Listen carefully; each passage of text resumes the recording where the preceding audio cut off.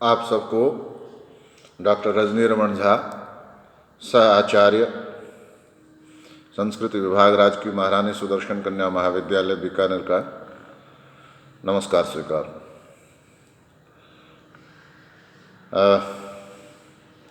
हमने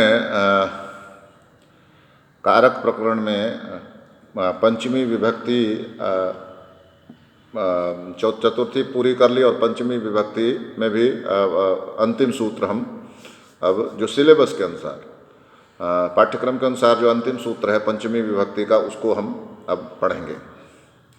और वह सूत्र है वारणार्थानाम ईप्सिता।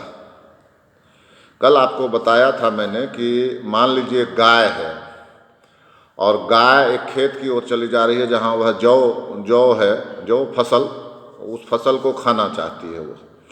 तो कोई व्यक्ति है उस गाय को रोकता है वहाँ जाने से। तो ये जो रोकना है इसी को कहते हैं वारण। रोकता है।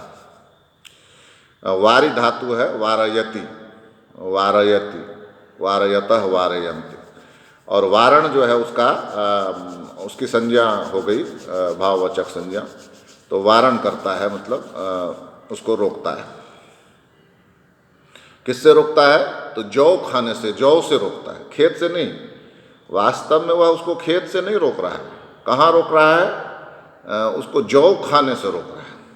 यदि जौ नहीं हो मान लीजिए तो वो जाने दे खेत में, फसल नहीं हो तो जाने दे खेत में, कोई दिक्कत ही नहीं है, चरेगी अपना, घास फूस जो उसमें पड़ा होगा उसको चरेगी।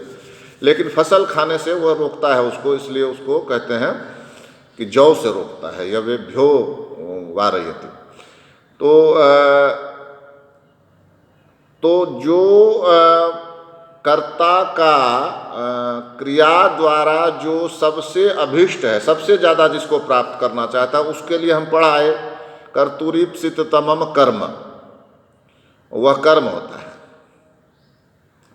तो जो कर्ता है, मान लीजिए राम है, श्याम है, मोहन है, सोहन है, जो भी है, वह कर्ता रोकना रूपी क्रिया के द्वारा जिसको सबसे अधिक प्राप्त करना चाहता है वो कौन है?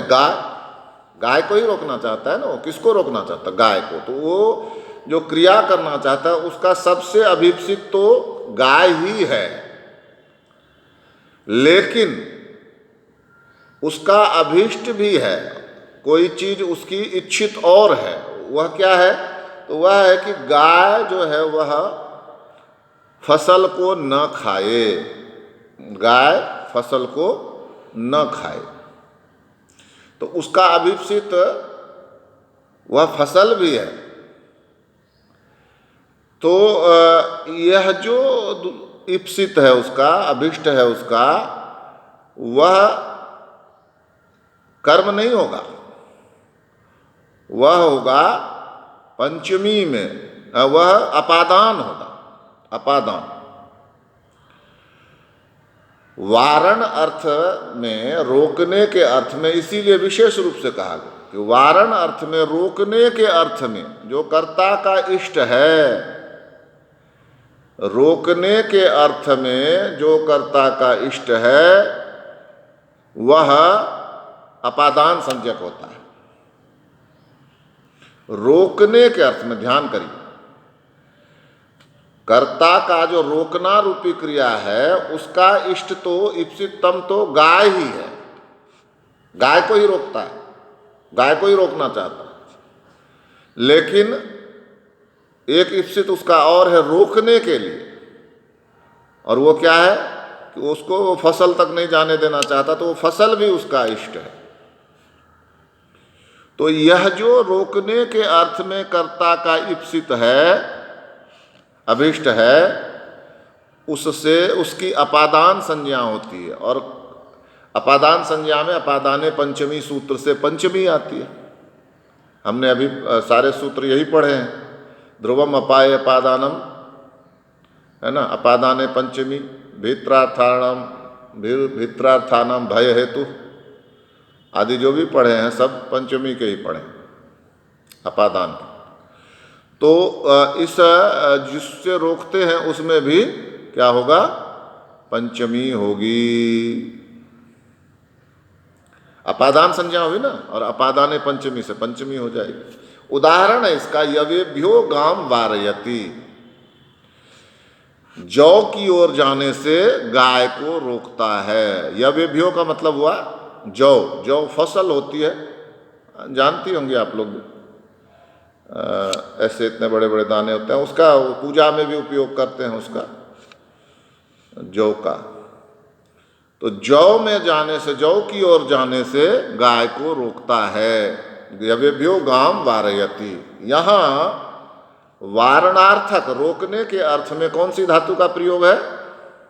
वारी धातु का। वारी, वा और र में छोटी की मात्रा, ह्रस्वी की मात्रा, वारी हो, उसी से वारयति बनता है। तो वारणार्थक रोकने का अर्थ में वारी धातु का प्रयोग है। और वारणकर्ता का इष्ट क्या है?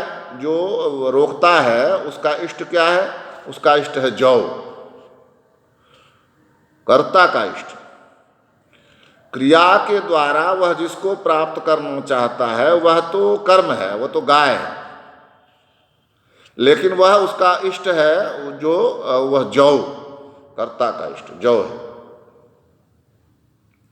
तो इसलिए उसमें जौ में यव में क्या होगी?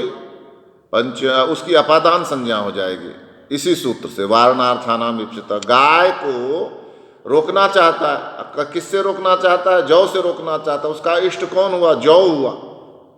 तो इस यव में, उसी की संस्कृत है यव, यव में पंचमी व यव की अपादान संज्ञा होगी। और अपादान संज्ञा होने पर क्या होगा कि अपादाने पंचमी से पंचमी विभक्ति हो जाएगी। और पंचमी बहुवचन में यवेभ्यः रूप बनते, यवेभ्यः, बालकेभ्यः, यवेभ्यः, वृक्षेभ्यः, तो यवेभ्यः, तो यवेभ्यः रूप बना। तो अब वाक्य क्या बन गया?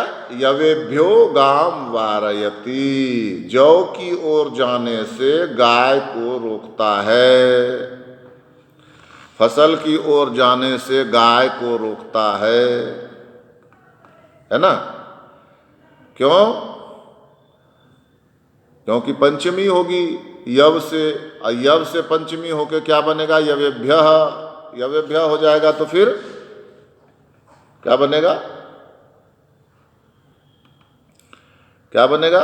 यवेभ्यो गाम वारयति, हो गया। इसके बाद अगला सूत्र है षष्ठी शेषे। ये तो स्पष्ट है, वारणार्थानाम इप्सिता, ये तो स्पष्ट है। अब षष्ठी शेषे, षष्ठी शेषे में क्या कहा कि कारक और प्रातिपदिकार्थ से भिन्न स्वस्वामी भाव आदि संबंध शेष हैं। उस शेष अर्थ से अशेष अर्थ में षष्ठी विभक्ति आती है। थोड़ा समझने की बात है। प्रातिपदिकार्थ लिंग परिमाण वचन मात्रे प्रथमा, जो पहला सूत्र था उसमें क्या कहा कि जो अपना अर्थ प्रकट करता है, प्रातिपदिक का अर्थ प्रकट करता है, वो प्रथमा विभक्ति है। वो हमने पढ़ा था, उसमें 3 दिन लगभग लग गए थे। तो यहाँ कहा कि उस प्रातिपदिकार्थ से भिन्न,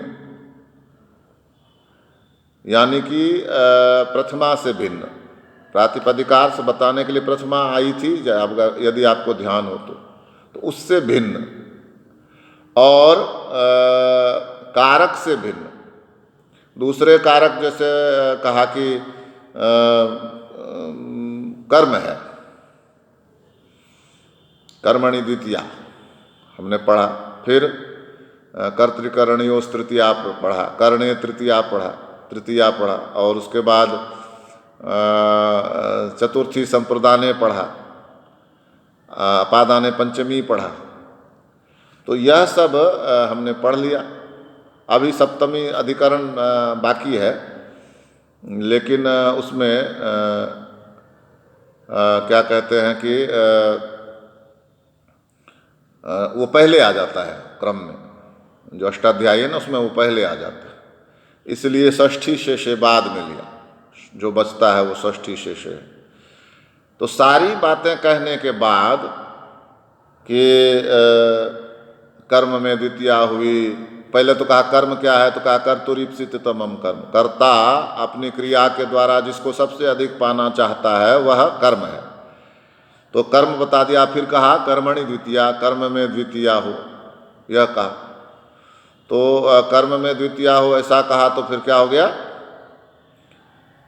द्वितीया बता दी। उसी तरह से तृतीया भी बताई, करणे तृतीया बताया, संप्रदाने चतुर्थी बताई, अपादाने पंचमी बताई, और सप्तमी अधिकरणे, अधिकरण में सप्तमी बताई। ये भी चलता रहता है।